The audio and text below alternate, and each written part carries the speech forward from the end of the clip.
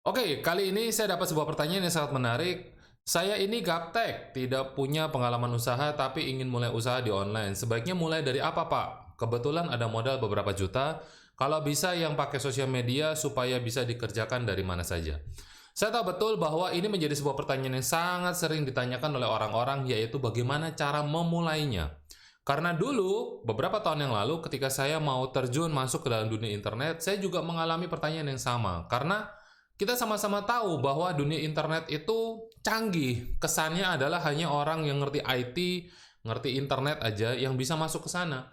Nah, setelah sekian tahun saya menekuni bidang ini, saya baru sadar bahwa ternyata banyak sekali orang-orang yang di luar sana masih tetap gaptek, masih tetap sangat awam terhadap dunia internet, tapi bisa mulai bisnis di internet.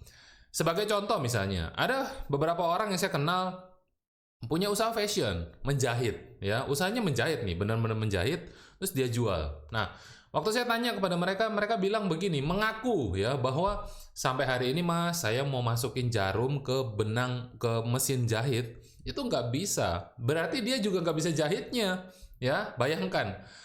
Banyak orang bermain di bisnis fashion nggak ngerti jahit, banyak orang bermain di bisnis makanan nggak ngerti cara masak. Sehingga Anda harus tahu juga bahwa untuk masuk ke dalam dunia internet, Anda nggak harus juga jago banget tentang dunia internet. Yang penting Anda tahu. Yang penting Anda tahu. Nah, oleh karena itu, pada kesempatan kali ini, saya mau tunjukkan bahwa ada beberapa tips yang bisa saya berikan untuk bagaimana caranya mulai usaha di online dari nol. Dan saya bagi ini menjadi 3 cara. Ya, 3 cara. Dan 3 cara ini kalau seumpama Anda ikuti sampai selesai, harapan saya Anda dapat bayangan, Anda tahu apa yang harus Anda lakukan. Nah, kata kuncinya begini, kalau seumpama Anda tahu apa yang harus Anda lakukan, Anda bisa melupakan atau Anda bisa simpan terlebih dahulu keinginan Anda untuk belajar yang aneh-aneh atau praktek yang aneh-aneh. Karena bisa jadi apa yang Anda pelajari itu ternyata tidak profitable, tidak mendatangkan uang untuk Anda. Kesalahan dari orang-orang yang baru mulai adalah mereka pengen belajar semua, terus ternyata baru sadar setelah habis waktu, habis uang, ini ternyata nggak kepake untuk bisnisnya. Nah, itu jangan sampai terulang ke Anda. Jadi, 3 cara untuk mulai usaha di online. Yang pertama adalah bagaimana cara Anda bisa menemukan produk yang profitable, karena ini penting sekali. Kedua adalah bagaimana cara Anda membuat kontennya supaya bisa dijual, ya. Dan ketiga, seperti apa sih sebetulnya game plan-nya untuk Anda bisa dapat 10 juta per bulan. Nah, kalau ini adalah sesuatu yang Anda cari, Anda bisa tonton video ini sampai selesai. Saya akan jelaskan detail dari 3 ini seperti apa.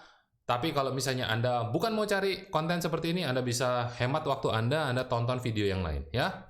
Oke, jadi sebelum kita mulai 3 cara ini, perkenalkan nama saya adalah Kristo Uteru, saya seorang video monetizer, Anda bisa lihat kaosnya gitu ya.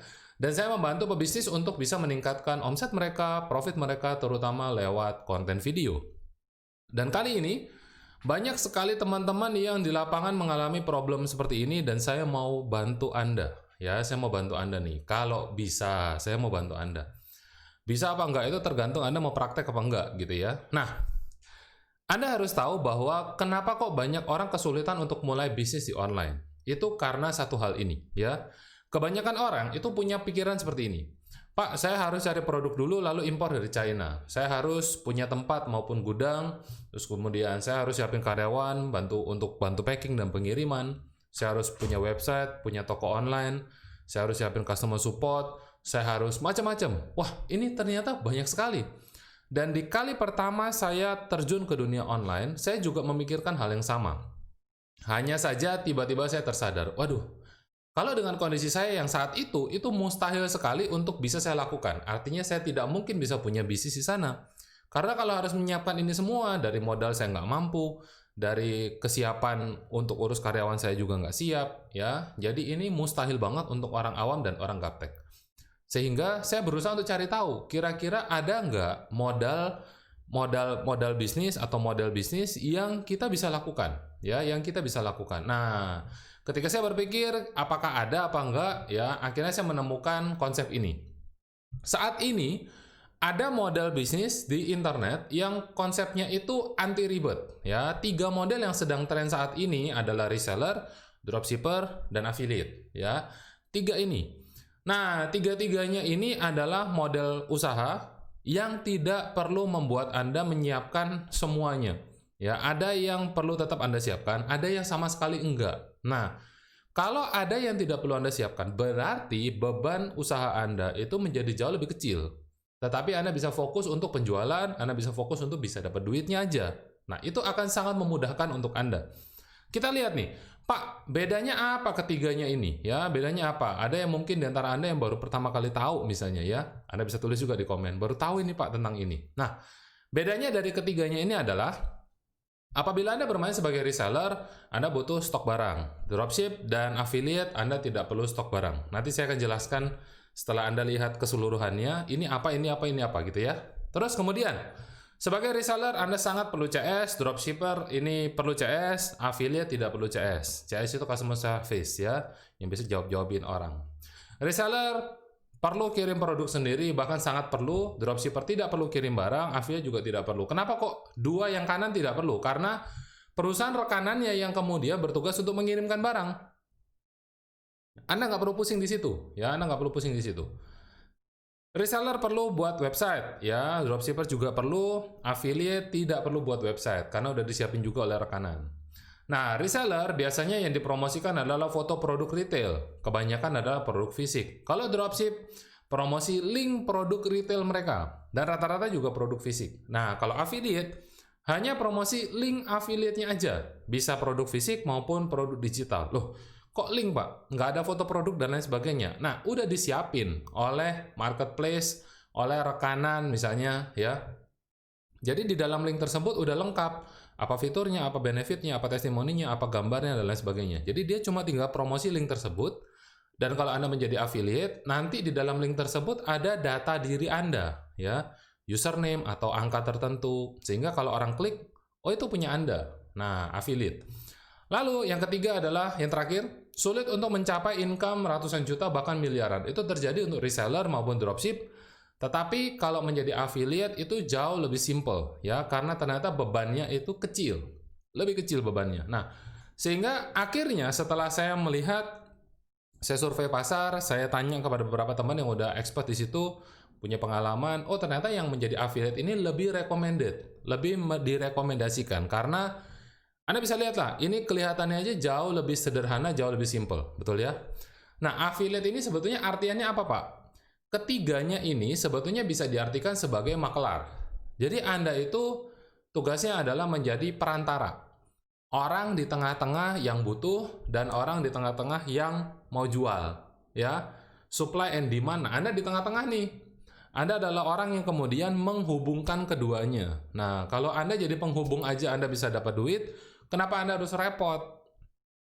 Itu ya, itu bisa Anda pakai sebagai step pertama Anda. Jadi step pertama Anda bisa mulai dari sini. Nanti setelah Anda lebih dalam tentang affiliate, Anda akan tahu, oh cara bermainnya kurang lebih seperti ini. Anda mau scale up, Anda mau punya usaha sendiri, produk sendiri, itu silakan. Yang penting Anda udah tahu dulu. Nah, setelah itu, saya cari tahu nih, apa sih sebenarnya benefitnya kalau kita main di affiliate. Jadi saya rangkum aja, ternyata affiliate tidak perlu produk sendiri, tidak perlu customer support, tidak perlu stok barang, tidak perlu proses pengiriman, tidak perlu proses pesanan, tidak perlu modal besar, tidak perlu pengalaman, bisa dari mana aja, dan penghasilan Anda bisa tak terbatas. Ya, ini rekapnya. Nah, tinggal bagaimana Pak caranya untuk menemukan produk affiliate yang profitable. Ya, produk affiliate yang profitable. Nah, kriterianya seperti ini. Produk itu harus best seller, artinya banyak yang cari, tapi jangan yang musiman. Kalau terlalu musiman, Anda akan kehilangan momentum ketika trennya turun. Terus kemudian udah nggak naik-naik lagi. Nah, itu kasihan banget. Kayak misalnya saya tahu ada salah satu toko batu akik besar sekali di Surabaya, bukanya itu ketika pasarnya turun. Waduh, saya bilang, wah ini sayang sekali. Ya. Kalau dia bukanya di awal dari tren, mungkin dia masih bisa panen. Tapi tetap setelah setahun atau 2 tahun hilang. Nah, tren itu sangat bisa terbaca. Sangat bisa terbaca. Setelah ini saya akan tunjukkan slide-nya kepada Anda bagaimana cara Anda bisa membaca tren. Yang kedua, repeat order-nya tinggi. Kalau Anda punya produk dengan repeat order tinggi, itu bakal enak banget buat Anda karena setiap bulan artinya customer Anda membeli produk Anda, ya. Cari yang kalau bisa setiap hari beli, atau setiap bulan, atau setahun sekali lah paling enggak, ya. Hindari produk-produk kayak misalnya jualan brankas, mesin sesuatu mesin yang 40 tahun sekali baru Anda bisa beli lagi. Kasur yang Anda bisa jamin 100 tahun nggak rusak. Nah, itu jangan. Anda tetap butuh produk-produk yang mereka balik lagi ke Anda, terus beli lagi dari Anda. Makanya kalau kita lihat ini menjadi salah satu strategi market yang merusak. Kenapa? Karena misalnya handphone, 2 tahun, 3 tahun harus ganti, wajib. Dipaksa seperti itu. Nah, kadang-kadang ada negatifnya, ada positifnya. Tinggal Anda mau menjadi pemain atau Anda menjadi pengguna di situ. Ya, Anda udah tahu nih marketnya. Ketiga, eksklusif. Berarti produk ini tidak dijual sembarang orang. Jangan sampai Anda udah promosi, ternyata toko sebelah juga ikut jual. Terus, ya mereka beli dari toko sebelah. Anda udah modal promosi, mereka beli dari sebelah. Itu sayang banget buat Anda. Ya, jangan sampai. Nilainya tinggi. Sebagai affiliate, Anda harus tahu bahwa harga produk itu tidak menjadi masalah. Semakin besar harga, Anda semakin bisa dapat komisi lebih besar. Jadi itu poinnya, ya. Kalau Anda tahu caranya, Anda bisa jual apapun itu. Kelima adalah ini evergreen. Evergreen itu artinya tidak musiman. Jadi produk-produk yang jangka panjang orang tetap butuh. Misalnya, kenapa kok kemudian saya memilih untuk fokus ke niche video? Karena hari ini konten itu cuma ada 3 jenis, ya. Kata-kata, tulisan, gambar, dan video. Nah, kedepannya kalau lewat video, upgrade-nya kemana, Pak? Ada yang pakai augmented reality, ada yang pakai virtual reality. Tetapi kan tetap kita harus berkomunikasi. Kalau berkomunikasi lewat video, audio, dan visual, itu akan jauh lebih jelas. Jadi, video itu sesuatu yang evergreen. Apalagi yang evergreen, misalnya tentang topik keuangan, makanan, snack sehari-hari, ya, baju, sepatu, fashion, otomotif. Tapi otomotif kita lihat, otomotif yang jangka panjang. Otomotif kalau Anda bermain di mobil niaga yang kecil-kecil, itu tiap tahun ganti. Apalagi Anda bermain di suku cadang. Kalau bermain di truk misalnya, atau bis, nah itu biasanya suku cadangnya sama. Udah 10 tahun tuh nggak berubah. Berubah pun sedikit gitu ya.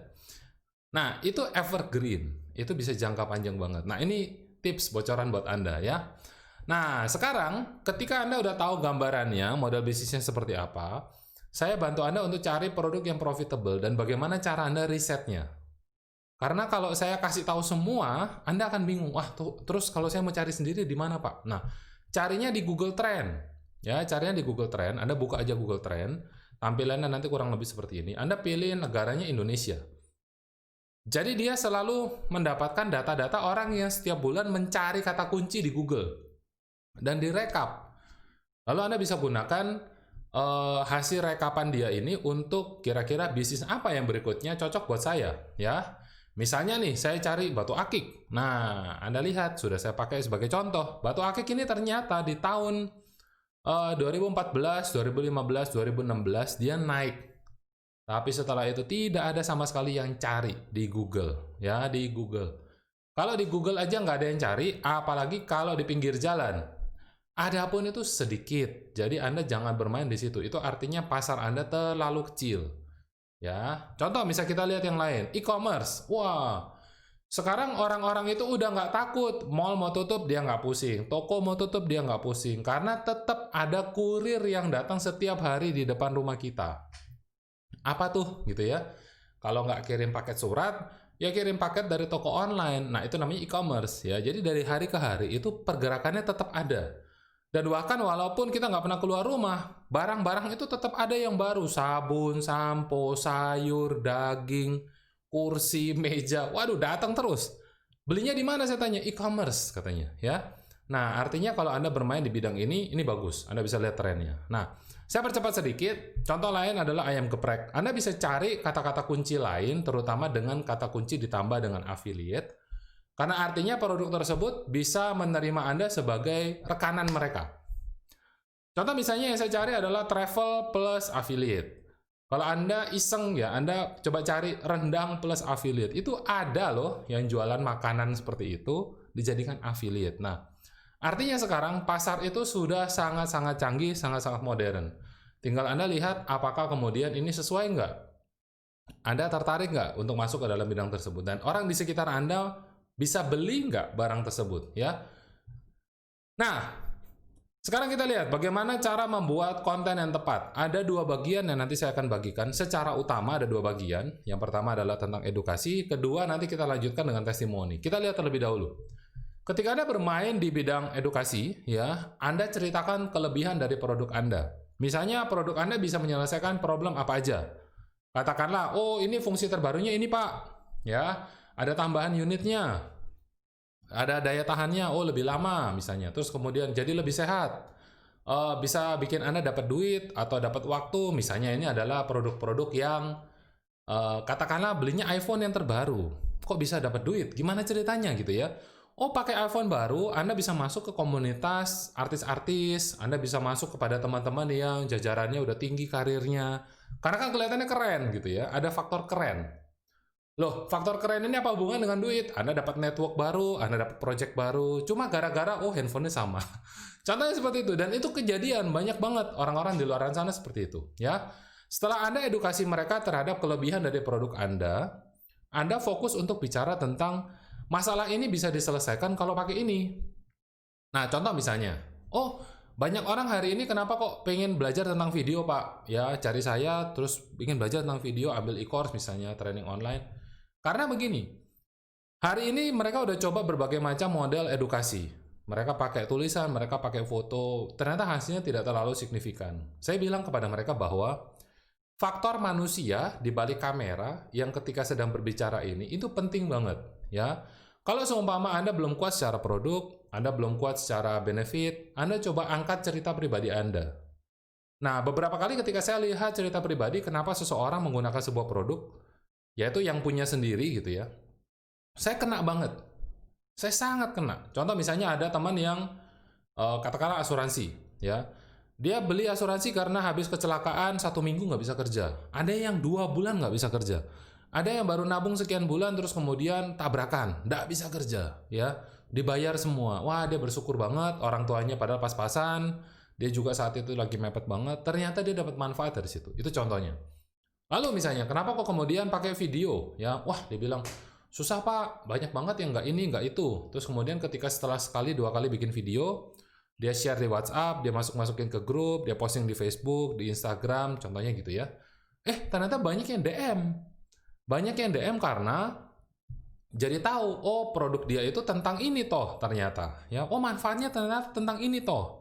Nah, ketika orang-orang jadi tahu, oh saya juga punya masalah yang sama, bisa nggak pakai produk kamu untuk menyelesaikan masalah saya? Intinya pembicaraan seperti itu.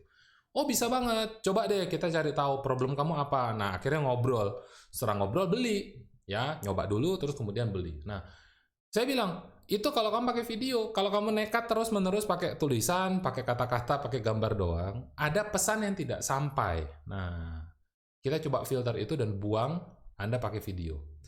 Terus kemudian Anda lihat, setelah orang teredukasi terhadap produk Anda, Anda kasih testimoni kepada orang-orang. Kasih testimoni, ya.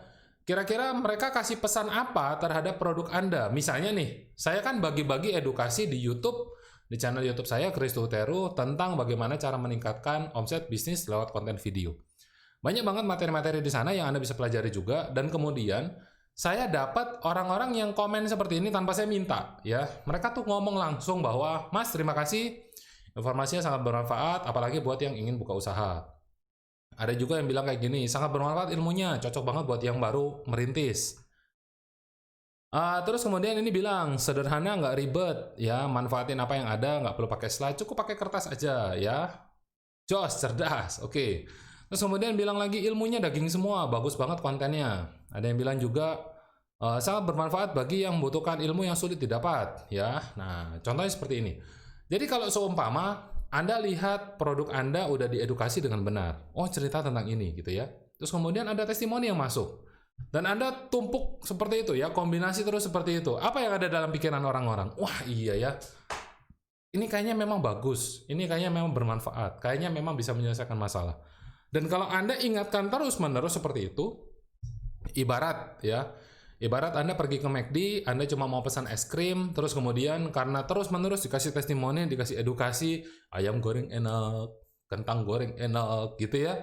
Apa yang terjadi? Aduh, udah deh, daripada nunggu anak saya riwa-riwi mainan, saya beli kentang dulu ya. Beli kentang, lihat, wah ayam goreng enak nih, beli ayam goreng, ya. Terus istri teriak dari belakang, tambah burger satu, udah tambah burger satu. Itu gara-gara apa? Masuk terus pesan Anda, ya. Dikasih tahu sampai masuk ke alam bawah sadar. Ketika masuk ke alam bawah sadar, itu menjadi sebuah cerita.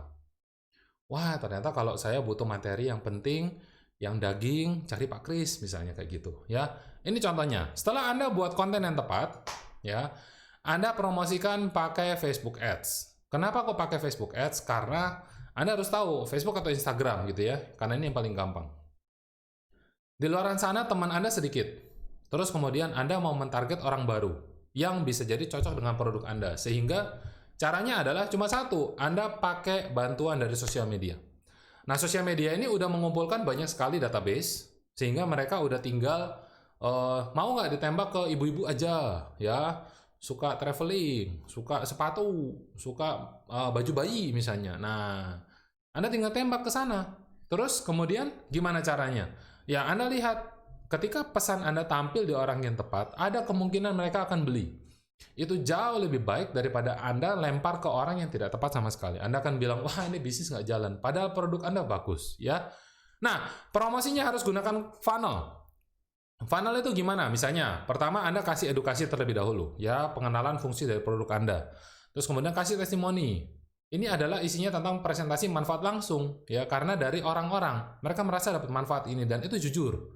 Itu jujur, itu bagus buat orang-orang. Ketiga, kita pakai follow up untuk mengingatkan mereka untuk membeli produk Anda. Nah, kuncinya adalah Anda lihat 80% penjualan itu terjadi ketika follow up ke-5 sampai ke-12. Ya, ini hasil riset mengatakan seperti ini. Jadi, kalau Anda mau jualan lebih banyak, Anda harus tahu kuncinya ini, ya, kuncinya ini.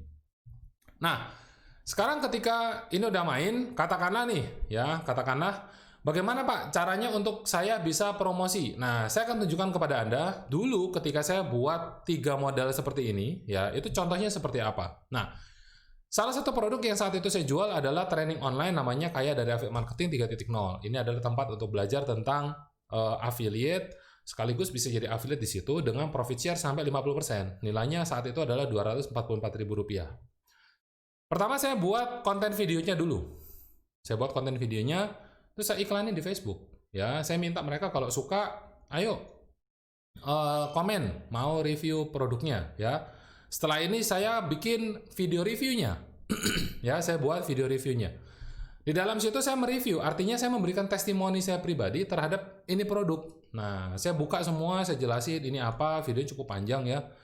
Kalau nggak salah sekitar 10 menit, 20 menit. Terus kemudian saya jelasin manfaatnya apa dan lain sebagainya. Kalau tertarik, kamu bisa ambil, ini linknya. Intinya begitu. Nah, ternyata yang tertarik banyak. Nah, dari orang-orang yang tertarik ini, mereka order gitu ya. Saya follow up. Mau nggak ambil, ini ada promo ini misalnya, saya jelasin. Nah, 1, 2, 3 saya lakukan seperti itu. Ya, saya lakukan seperti itu. Terus, hasilnya seperti apa? Ternyata saat itu yang order banyak banget. Dan bahkan sampai dari order itu kemudian sampai terjadi yang namanya closing. Ya, itu dulu sampai hari ini bisa terjadi seperti ini. Nah, ketika saya juga terapkan strategi ini kepada beberapa murid saya, katakanlah salah satu adalah Ibu Lina Zahir, beliau ini pensiunan perbankan, beliau cerita bahwa ternyata dengan menggunakan Facebook Ads, ya, itu bisa dapat sampai $260 dalam waktu 10 hari, ya, dolar. Kalau kita hitung rupiah ya kurang lebih 3 juta rupiah lah. Nah, itu setelah menerapkan strategi Facebook, Bapak Ibu, ya, menerapkan strategi Facebook. Nah, jadi Anda sekarang udah tahu nih. Ya, Anda udah tahu model bisnis seperti apa, cara cari produknya bagaimana, cara bikin kontennya bagaimana, cara siapin promosinya juga bagaimana. Tinggal dihitung, Pak, kalau cuma jadi broker atau perantara, emang duitnya bisa besar, ya. Nah, kita lihat sama-sama. Saat itu, Bapak Ibu, produk profit itu nilainya Rp244.000, ya. Untuk dapat 10 juta per bulan, caranya bagaimana? Nah, itu juga yang ada dalam pikiran saya. Jadi, saya hitung nih. Kalau sehari saya bisa jual 2 produk, komisi saya 244, berarti saya dapat 488.000 per hari, ya. Nah, tinggal kalau seumpama ini saya lakukan konsisten selama 30 hari, 1 bulan, saya udah dapat 14.460.000. Nah, saya hitung, wah ini udah oke banget, ya. Kenapa kok saya bilang ini oke banget? Pertama, ini di atas UMR. Kedua, kalaupun ini luput gitu ya, cuma tercapai setengahnya aja, sehari jual 1 gitu, apes banget nih bahasanya. Udah dapat katakanlah sekitar 7 juta sekian, Ya 7 juta sekian. 14 bagi 2 aja gampang gitu ya, 7 juta sekian. Nah, apakah dengan 7 juta sekian pengeluaran saya udah bisa tertutup apa enggak? Karena di situasi seperti hari ini kita bisa nutup pengeluaran aja udah bagus ya. Artinya kita hidup aja deh. Karena ya mungkin nggak ada akal mau diapain. Nah, tapi kalau Anda bisa berusaha sedikit lebih keras, Anda bisa dapat tambahan ya setengahnya lagi. Apakah ini cukup buat Anda? Ya, siapa tahu ternyata wah, ini lumayan nih. Bisa bernafas, bisa cicil hutang, bisa mulai katakanlah buat biaya anak sekolah, buat tabungan haji misalnya, dan lain sebagainya. Ya, itu dia. Nah, dari gambaran ini, kemudian saya tersadar bahwa ternyata di luaran sana, top internet milioner dunia itu juga melakukan praktek yang sama. Ketika saya cek masing-masing di antara mereka ini, mereka juga adalah affiliate. Mereka bisa jadi punya produk dari awal, bisa jadi enggak. Terus apa yang mereka lakukan? Mereka merekomendasikan produk dari sebelahnya. Ya, produk dari sebelahnya direkomendasiin aja di tempat dia. Di orang-orang yang udah suka lihat konten edukasi dia. Apa yang terjadi? Orang tertarik, teredukasi dengan benar, dikasih testimoni cocok gitu ya, di follow up, mereka mau beli. Mereka mau beli karena ngelewatin Anda misalnya gitu ya, produknya Pengjun misalnya ngelewatin Anda dapat profit share dari situ dan duitnya gede banget.